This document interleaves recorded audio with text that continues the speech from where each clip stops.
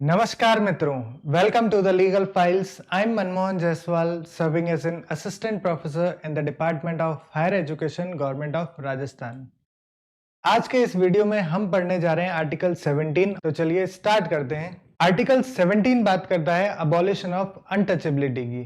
तो जब से हमारा कॉन्स्टिट्यूशन बना, आर्टिकल 17 ने क्लियर कर दिया कि अब से कोई भी अनटचेबिलिटी की प्रैक्टिस नहीं करेगा, उसे कंप्लीटली अबॉलिश कर दिया गया आर्टिकल 17 के तहत। और ये क्लियर कर दिया कि अगर किसी ने भी अनटचेबिलिटी की प्रैक्टिस को अपनाया तो ये कंप्लीटली एक ऑफेंस माना जाएगा। तो आर्टिकल 17 जो है ये एक एब्सोल्यूट नेचर का आर्टिकल है। एब्सोल्यूट नेचर का मतलब इसका इफेक्ट परवेडिंग रहेगा, मतलब हर जगह एप्लीकेबल रहेगा। जैसे कि बाकी आर्टिकल्स हम पढ़ते हैं पार्ट 3 के अंदर, वो स्टेट के ऊपर एक रेस्ट्रिक्शन लगाते हैं कि आप इस तरह की कोई प्रैक्टिस नहीं करोगे जिससे कि फंडामेंटल राइट का वायलेशन हो। और आर्टिकल 17 और आर्टिकल 15 क्लॉज 2 अभी हम थोड़ी देर में पढ़ेंगे। ये दोनों ऐसे आर्टिकल हैं जो सिटीजन के ऊपर भी रेस्ट्रिक्शन लगाते हैं कि आपको ऐसा कोई भी एक्ट नहीं करना है जिससे कि किसी का भी फंडामेंटल राइट का वायलेशन हो। तो इसीलिए आर्टिकल 17 का जो इफेक्ट है वो परवेडिंग रहेगा। ये ना सिर्फ स्टेट बल्कि हर एक सिटीजन और ज्यूरिस्टिक पर्सन, जो कंपनी, एसोसिएशन, इनके ऊपर भी एप्लीकेबल रहेगा। वो भी ऐसा कोई भी एक्ट नहीं कर सकते जिससे कि किसी का भी फंडामेंटल राइट वायलेट हो अनटचेबिलिटी से रिलेटेड। नेक्स्ट है आर्टिकल 17 जो बात करता है कि आप अनटचेबिलिटी प्रैक्टिस नहीं करोगे, अगर करोगे तो वो एक ऑफेंस माना जाएगा। तो उसके लिए पार्लियामेंट के पास और सिर्फ पार्लियामेंट के पास ही ये पावर है कि वो आर्टिकल 17 को एनफोर्स करने के लिए एक स्पेशल लॉ बना सकती है। और ये बात कहाँ लिखी है? ये बात लिखी है आर्टिकल 35 का ए और उसका सेकेंड क्लॉज। इसमें साफ साफ लिखा है कि सिर्फ पार्लियामेंट ऐसा लॉ बनाएगी जो आर्टिकल 17 से रिलेटेड है।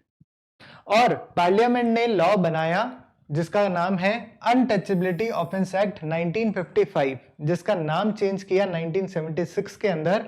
और क्या रखा?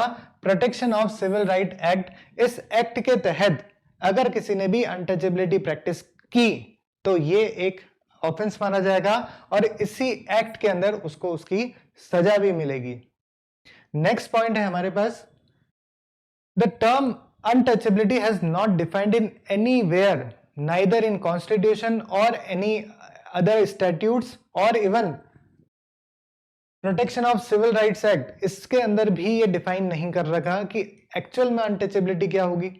तो अनटचेबिलिटी का मतलब यही माना जाएगा कि जो हिस्टोरिकली प्रैक्टिस की जाती थी, कास्ट बेस्ड डिस्क्रिमिनेशन किया जाता था, छुआछूत वाली बातें हुआ करती थी, जो एक सोशल जस्टिस के अगेंस्ट में बात होती थी, सोशल इक्वलिटी के अगेंस्ट में बात होती थी, उससे कंप्लीटली बैन किया गया आर्टिकल 17 के तहत।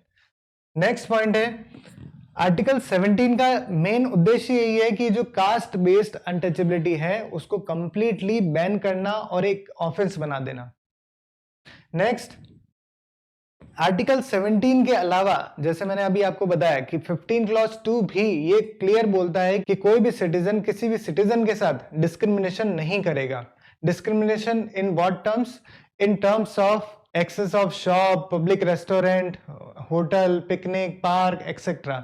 इनमें आप किसी को भी मना नहीं कर सकते। जो पब्लिक पर्पस और पब्लिक यूज के लिए है उसमें आप डिस्क्रिमिनेशन नहीं कर सकते on the basis of religion, race, caste, sex, place of birth. इन आधार पे आप डिस्क्रिमिनेशन नहीं कर सकते। ये बात कहता है आर्टिकल 15 क्लॉज 2।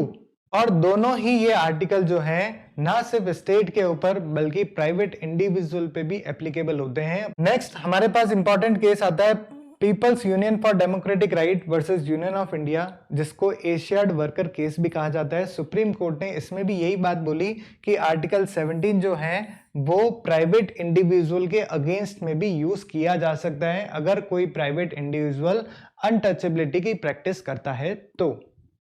नेक्स्ट केस है स्टेट ऑफ कर्नाटक वर्सेस अप्पा बालू इंगले। और सुप्रीम कोर्ट ने कंडेम किया कि अगर कोई भी प्रैक्टिस करेगा अनटचेबिलिटी की तो उसको स्ट्रिक्टली आप एनफोर्स करोगे under article 17 and under protection of civil right act 1955।